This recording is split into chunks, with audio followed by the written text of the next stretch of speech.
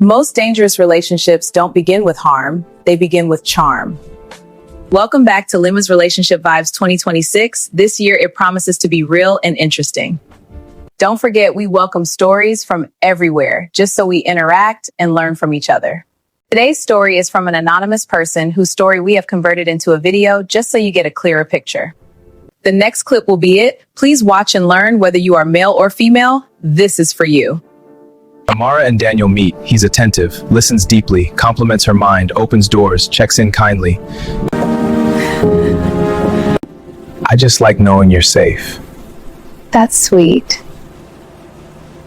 Weeks later, Daniel calls often, texts frequently, wants updates.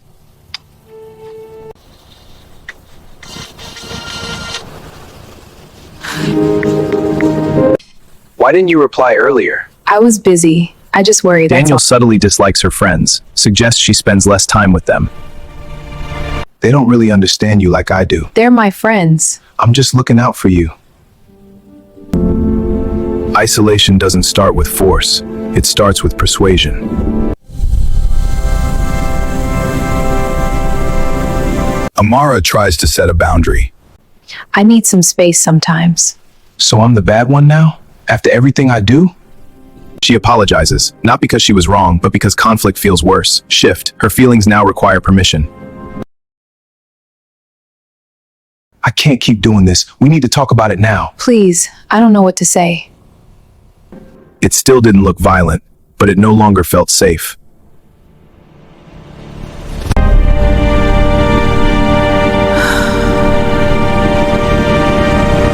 Amara watches herself in the mirror. She looks smaller, quieter.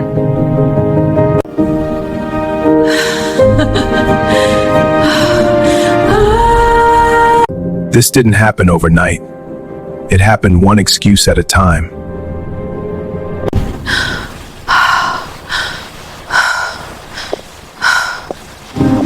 Amara walks outside alone, breathing deeply, not fully healed, but awake.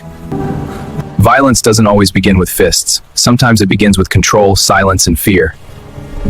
They begin with laughter, with attention, with someone who seems deeply invested in you.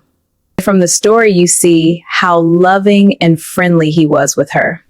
We are not saying that the act of violence or control starts the same way, just that the stories begin almost the same way. No shouting, no fear, no warning signs that scream run, just warmth.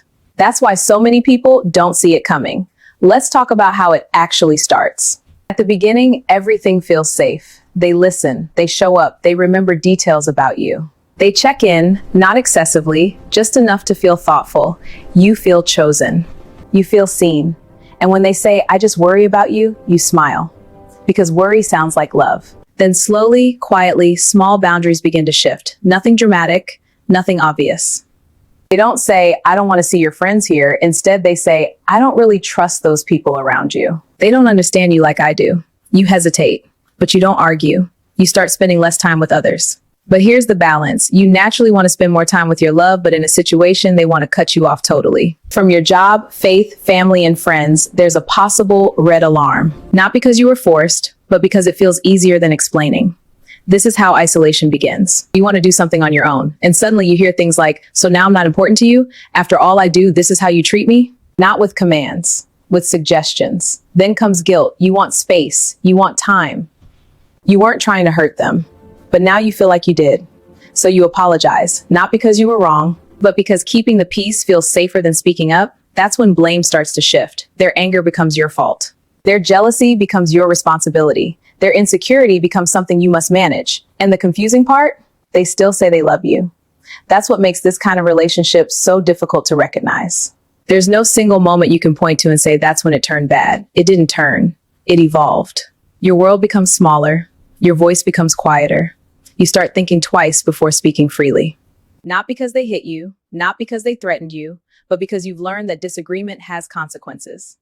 Although some might hit you, the relationship still doesn't look violent from the outside. But inside, something feels off. You feel anxious. You feel monitored. You feel like you're constantly adjusting your tone, your words, your choices. And then one day, you realize something painful. You're no longer being yourself. You're being careful. That's the moment many people wake up. And here's the most important truth of all. Harm does not always announce itself loudly. Sometimes it whispers until you doubt your own instincts. But recognizing the pattern is power. When you understand that unhealthy relationships escalate gradually, you stop waiting for things to get worse before you take yourself seriously. You don't need bruises to justify leaving. You don't need chaos to validate discomfort. Discomfort is data. Healthy love does not isolate you. Healthy love does not guilt you into silence. Healthy love does not require you to carry someone else's emotional weight. And knowing this early, you seeing the signs before they become scars, can save you years of confusion. So if this story feels familiar, this is not meant to scare you. It's meant to equip you.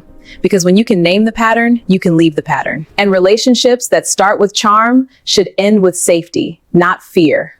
Before I draw the curtain today, don't always rush into a relationship just because the other person is charming. Pray about it if you are a person of faith. If not, follow your instincts. Thank you for your time. I am your host, Lima. Bye from here.